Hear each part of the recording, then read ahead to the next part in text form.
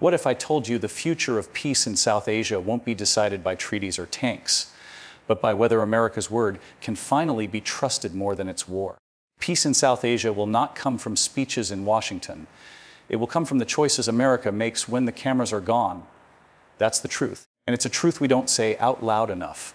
Because here's the reality: promises on podiums don't stop bullets on the ground. Words read off teleprompters don't rebuild homes torn apart by shelling. They don't heal a child's memory of running from the sound of rockets at night. We know this. We've seen this. Every time America stands at a microphone pledging peace, the world listens. But what matters isn't what's said. It's what's done when the world isn't watching, behind closed doors, in the negotiations no one televises, in the aid packages that never reach the villages they're meant to save, in the military deals written in fine print. That's where America's true role is decided. The hard question: is America willing to be consistent when the spotlight is off? Is America willing to act with integrity even when it's inconvenient? Because peace in South Asia cannot be a talking point. It has to be a commitment. Think about it. South Asia is home to nearly 2 billion people. Families who want the same thing you and I do: safety, dignity, a chance for their children to live without fear. And yet, conflict has scarred generation after generation. Kashmir, Afghanistan, the fragile line between India and Pakistan, the echoes of terrorism, the shadow of nuclear weapons. The stakes could not be higher. And America is not a bystander. It never has been, whether through aid, diplomacy, or military presence. America is part of this story. The question is, does America write the next chapter as a partner in peace, or as a power that deepens the divide? Let's be real. It's easy to talk about peace when the cameras are rolling. It's harder to choose peace when the decision is messy, when allies want weapons, when defense contractors are watching. But those are the choices that matter. Those are the choices that tell the world whether America's word can be trusted. Because peace is not abstract. It's not theory. It's human. It's the father in Kabul trying to open his shop again without worrying about a bomb on the road. It's the mother in Srinagar sending her daughter to school without fearing crossfire. It's the young man in Lahore who wants a future larger than survival. And here's the raw truth: those lives will not be saved by rhetoric. They will only be saved by action. By America standing firm in its values, not just when it's easy, but when it's hard. When the cameras are gone, does America hold its allies accountable? When the world isn't watching, does America keep funding schools, hospitals, and communities instead of just weapons? When no one is reporting it, does America still push for dialogue over war? That's the measure of leadership, not the applause in the room, not the headlines the next morning, but the quiet, unseen decisions that either light the path to peace or fuel the cycle of violence. And let's be clear, South Asia doesn't need another empty promise. It needs consistency. It needs honesty. It needs America to step into the role it claims to believe in. Peace in South Asia will not come from speeches in Washington. It will come from the choices made when the world isn't watching. That is the test.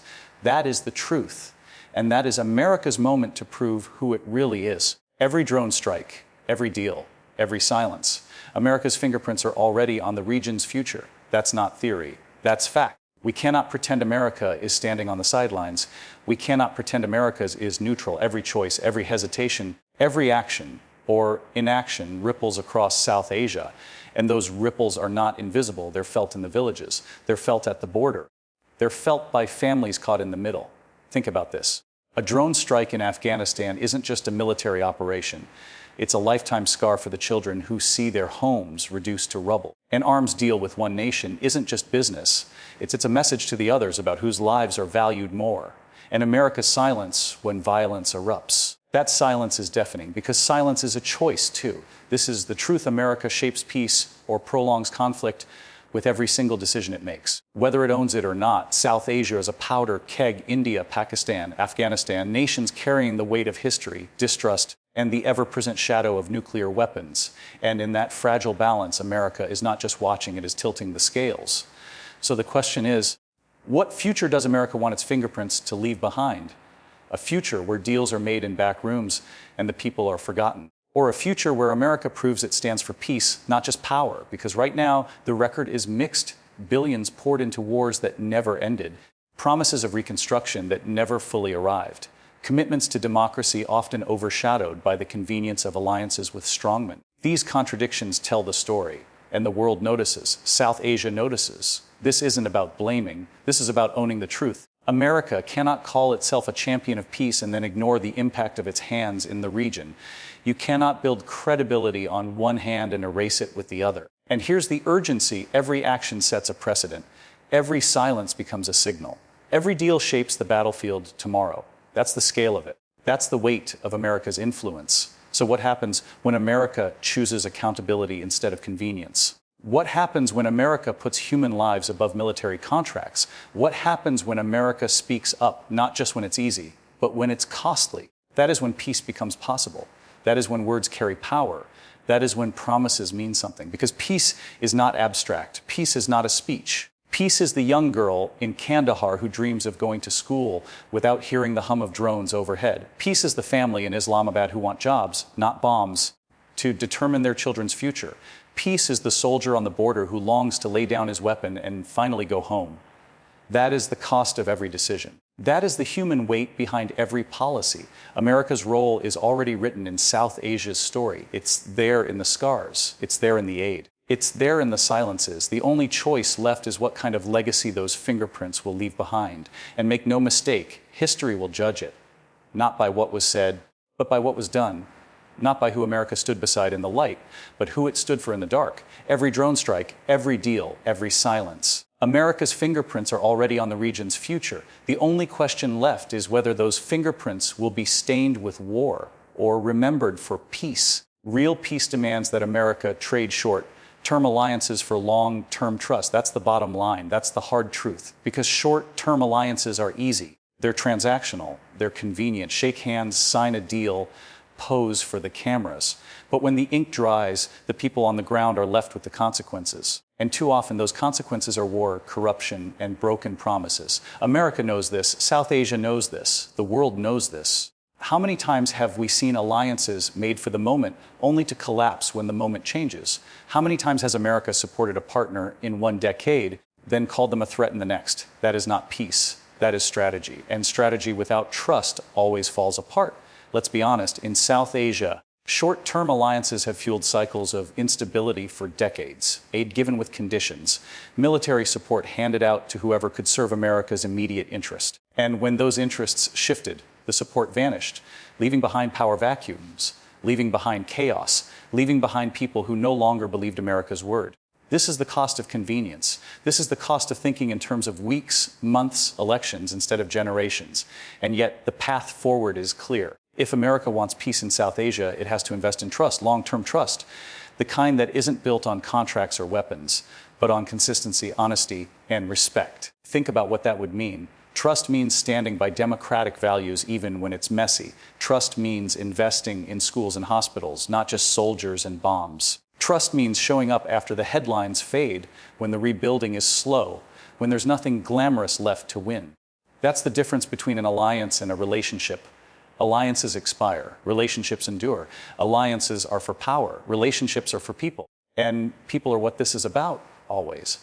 It's the teenager in Kabul who wants to study medicine, but doesn't believe her country will ever be stable. It's the farmer in Punjab who wants to feed his family without fearing his land will become a battlefield. It's the shopkeeper in Dhaka who wants prosperity, not politics, to shape his children's future. These are not short-term lives. These are long-term lives, and they deserve long-term trust. Let's be real. Trust takes time. It's not flashy, it's not instant, but trust is the only currency that outlasts war. And if America wants to lead, it must be willing to pay in trust, not just in money, weapons, or promises. The urgency is this: South Asia cannot afford another round of broken commitments. It cannot afford another cycle of alliances that collapse the moment politics change in Washington. What's at stake is too big: nuclear weapons, terrorism. Entire generations living under the weight of fear. So the challenge is clear. Will America continue to choose convenience, or will it choose commitment? Will it continue to chase allies of the moment, or will it build trust that outlives any election cycle? History is watching. South Asia is watching. And the next generation is asking the question: does America have the courage to think beyond today? Real peace demands that America trade short-term alliances for long-term trust. That's the truth. That's the test. And that is the only way America's word will ever mean something in South Asia. South Asia doesn't need America to lead. It needs America to listen. That's it. That's the truth. Because leadership without listening isn't leadership. It's control. It's arrogance. And it's exactly what has fueled mistrust in the region for decades. America loves to arrive with answers, with solutions, with strategies drafted in Washington boardrooms. But here's the raw truth. South Asia doesn't need another lecture. It doesn't need another blueprint for peace written thousands of miles away. It needs America to hear the voices already on the ground. The people of South Asia are not silent. They are not waiting to be saved. They are demanding peace, demanding dignity, demanding a future. They know the terrain. They know the history.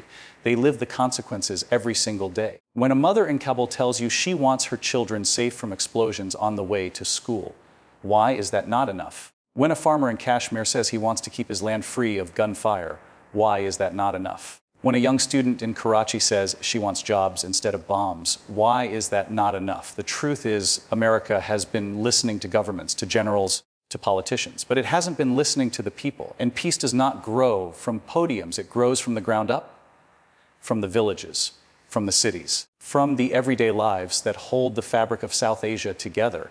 And here's where it gets real. Every time America speaks without listening, it sends a message. That message says, we know better.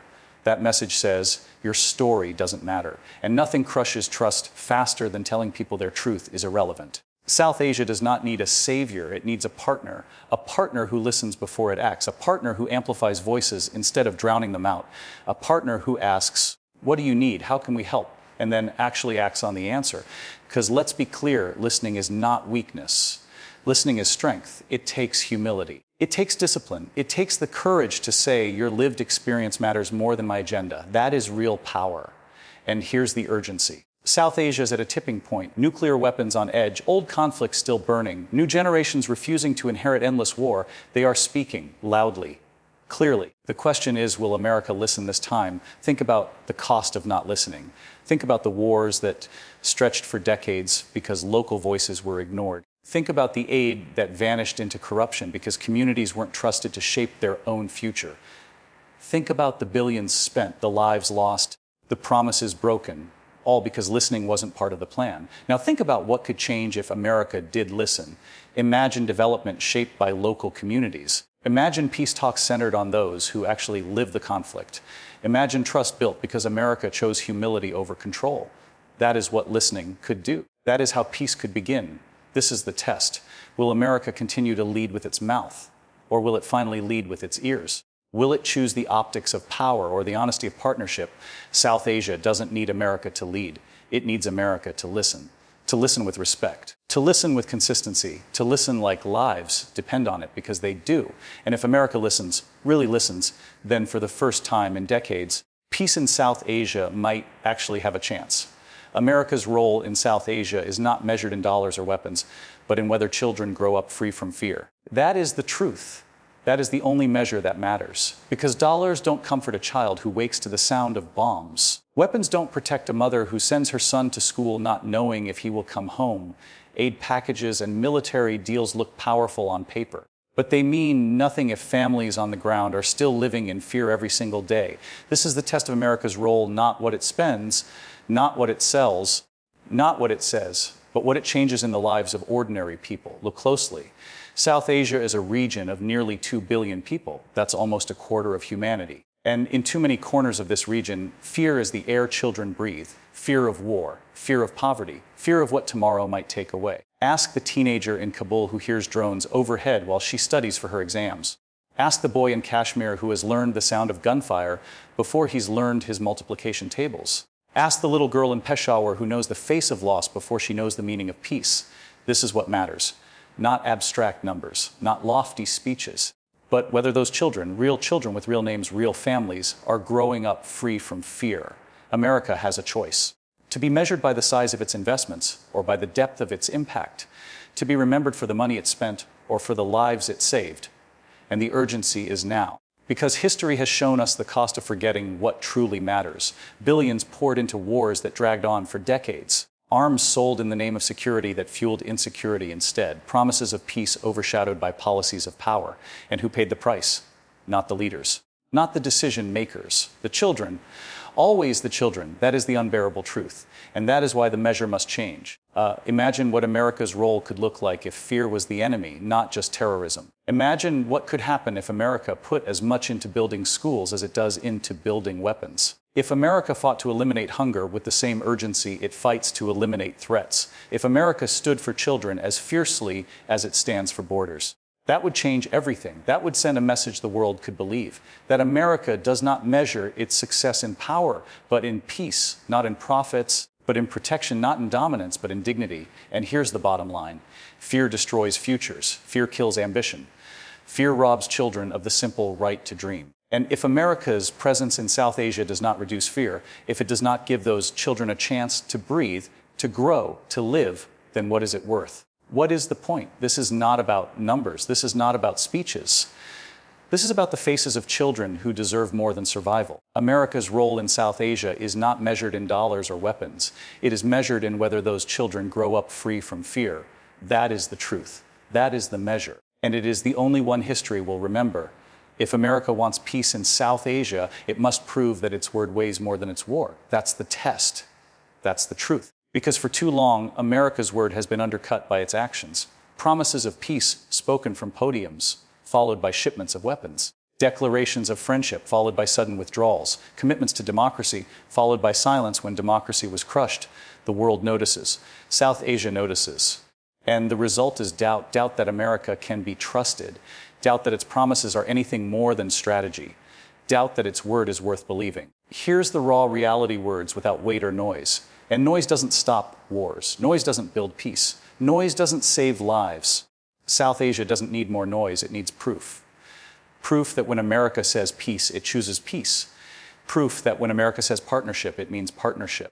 Proof that when America speaks of values, it actually lives them. Think about the lives behind this. Think about the father in Kabul who listened to speeches about reconstruction, then watched as bombs tore apart his neighborhood. Think about the mother in Srinagar who heard America pledge dialogue, but still sends her daughter to school under the shadow of rifles. Think about the young man in Karachi who believed promises of opportunity, but only saw factories close and jobs vanish. This is the gap between America's word and America's war. And peace will only come when that gap is closed. Because let's be real, war is easy. War is fast, war looks strong. But war destroys trust faster than it destroys cities. And without trust, peace is impossible. If America truly wants peace in South Asia, its word must become unshakable. That means consistency. That means honesty. That means making promises you're willing to keep, not just when it's convenient, but when it's hard. Consistency when allies demand weapons. Honesty when partners violate human rights. Courage to stand by values even when silence would be easier. That is how America proves its word weighs more than its war. And here's the urgency. South Asia is living on the edge. Nuclear rivals standing face to face. Extremism still haunting villages and cities alike. Generations scarred by wars they didn't start. This region cannot afford empty promises. It cannot afford words that evaporate when tested. So the choice is clear. America can continue to let its wars speak louder than its words, or it can choose a different legacy, a legacy built not on power, but on principle, not on weapons, but on trust. And trust is built by keeping your word, by showing up, by standing firm when no one is watching, by proving time and again that peace is not just a slogan, but a commitment. Imagine the difference. Imagine if America's word became so trusted that when it said, "We stand with peace," the world believed it. Imagine if communities in South Asia could count on America not for weapons, but for schools, for hospitals, for jobs, for dignity. Imagine if America's legacy was not war, but the courage to end it. That is the future within reach. But it starts with truth. It starts with accountability. It starts with America proving that its word weighs more than its war. Because speeches fade, headlines fade, even wars fade. But trust, or the lack of it, endures. If America wants peace in South Asia, it must prove that its word weighs more than its war. That is the measure. That is the test. And that is the truth history will never forget.